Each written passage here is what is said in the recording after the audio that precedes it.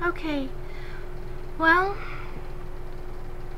a couple days ago I created a video involving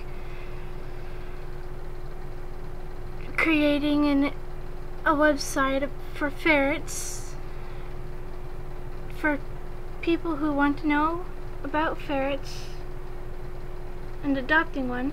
Well, today on this video I'm going to introduce you to one of the 3 ferrets me and my family own. This fellow here is owned by me.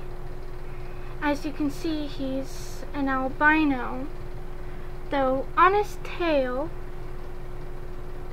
he's got a little color.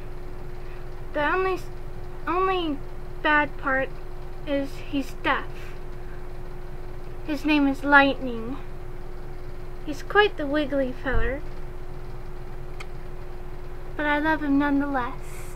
Tune in for more information and more videos with maybe two of the other 2 ferrets. Thank you.